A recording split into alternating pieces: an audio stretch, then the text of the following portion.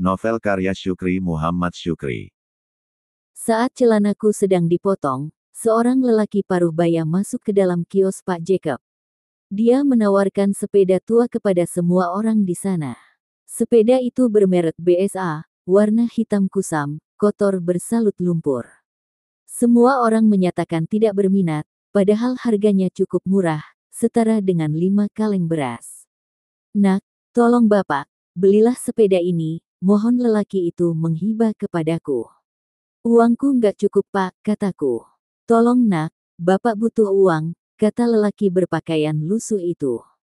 "Untuk beli apa Pak?" tanyaku penasaran setengah bercanda. Soalnya, akhir-akhir ini banyak orang menjual harta karena terbelit hutang judi buntut.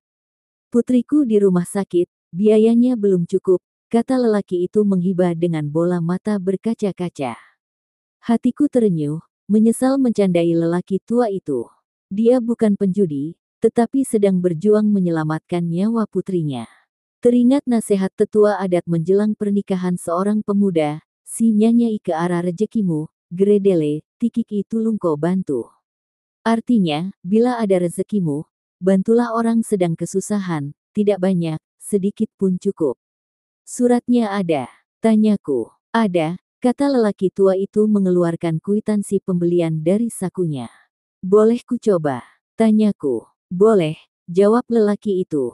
Kucoba mengendarai sepeda tua merek BSA dari Jalan Sudirman, lalu belok ke kiri melintasi Jalan Puteri Ijo. Tepat di depan toko Terang Bulan, belok ke kiri, masuk gang depan kios Pak Jacob. Kesimpulanku, kondisinya masih bagus, meski terdengar bunyi derit dari pedal pengayuh. "Berapa harganya?" tanyaku. 10.000, kata lelaki tua itu.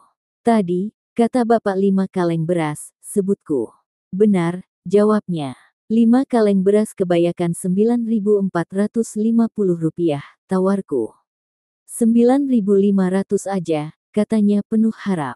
"Baik Pak," kataku. Sisa uang rapelan penjaga sekolah tersisa Rp7.560, kutambah uang sisa dalam dompetku Rp1.940.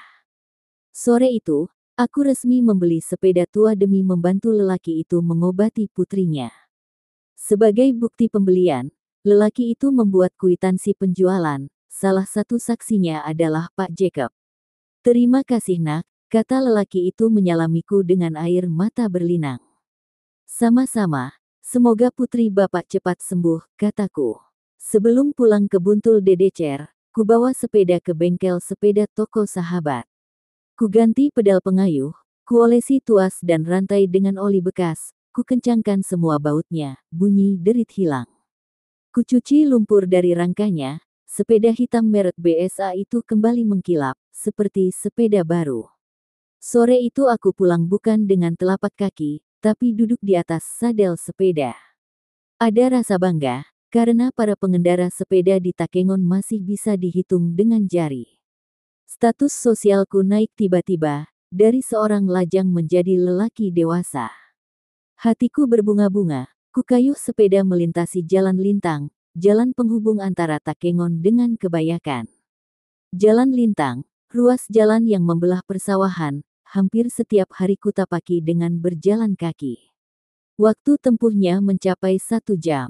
Saat melewati ruas jalan itu, terkadang tubuh sampai terhuyung-huyung diterpa angin timur dari arah Danau Laut Tawar.